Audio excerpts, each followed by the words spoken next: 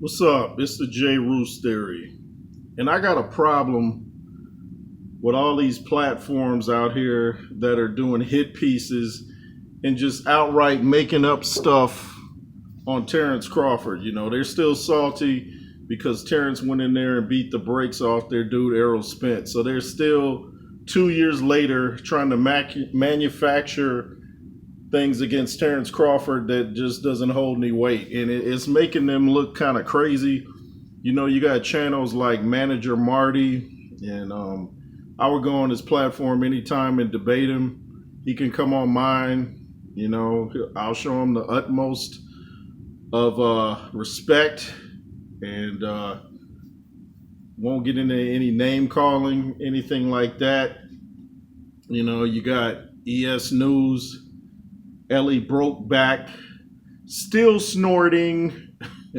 He always ends with reporting. I say still snorting. Just playing around, man. But he sounds like he's snorting if he thinks that Canelo beat Terence Crawford because that didn't happen.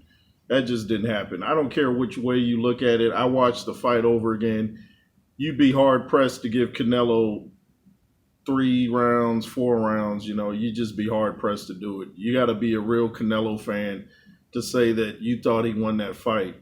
But I'm just sick of these platforms just talking about Snack and Vic DeConte. Used to be this real obese Jabba the Hutt looking dude that used to be on YouTube. He went by the name of the Boxing Outlet, and he kept changing his name because YouTube kept bouncing him for, I guess, he was doing stupid stuff. I called him the Boxing Toilet. His name was Ross, and like I said, he's probably the first dude in history that looked like he actually had milk in his chest. That's how out of shape he was.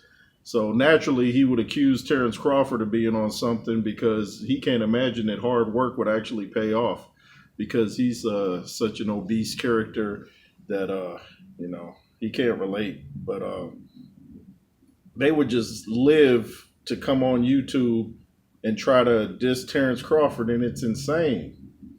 It's insane.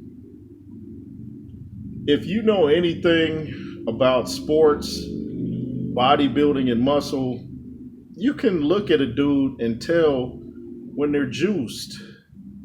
Terence Crawford is naturally big. He has athletic muscle, not bodybuilder muscle. I've said that before. Lennox Lewis says he knows he fought dudes that are on steroids, and he's like, steroids don't help this. So you can still beat a dude even if they're on roids. But I'm not saying they're definitely not on roids, but I'm just saying.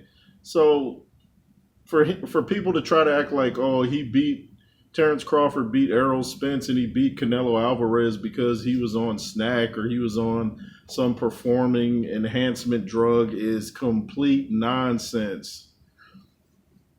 I don't know how they still keep coming up with material 2 years later. They must just be regurgitating the same nonsense. I used to watch and just be like, wow, this is crazy. But after a while, you just get tired of the nonsense. So it's like, I can't even watch them. But, you'll see the thumbnails every now and then about them still going at Terence Crawford. I almost keep saying Terrence Howard. They'll probably be going at him too. I guess every Terrence is fair game right now. But these channels need to just show respect and stop dissing Terence Crawford. Give him his props. I don't know how these dudes have the subscriber count that they have.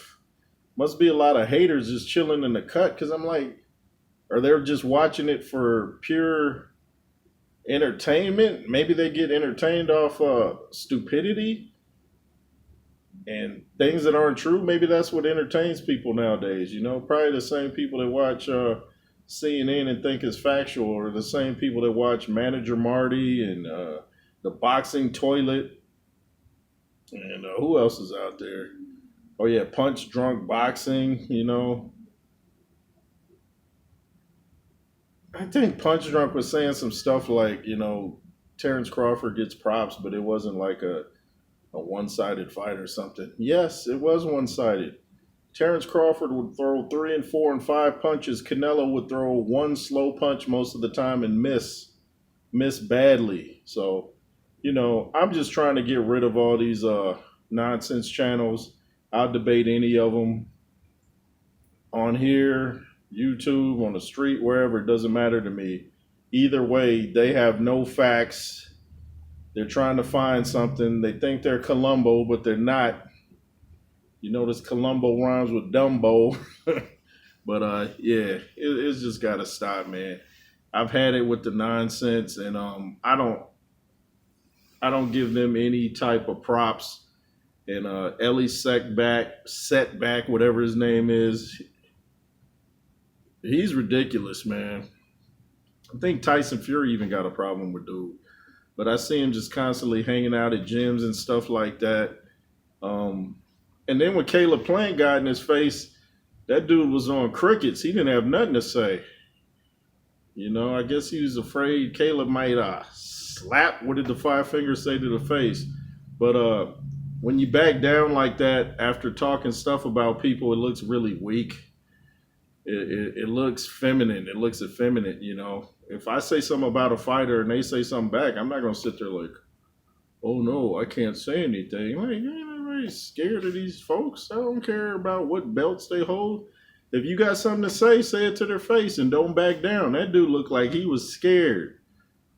And if you're scared of Caleb Plant, you can imagine the fear you would have if Terence Crawford got in his face or a heavyweight. But it'd be interesting to run into these people somewhere out and about, to see if they're really like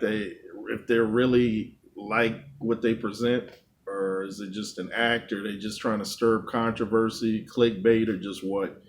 Anyway, it's the J Roos Theory, the Cash App $J Roos 33, channel number 2 in WJ, LSR forever, suited and booted, but still a G, and be fearless.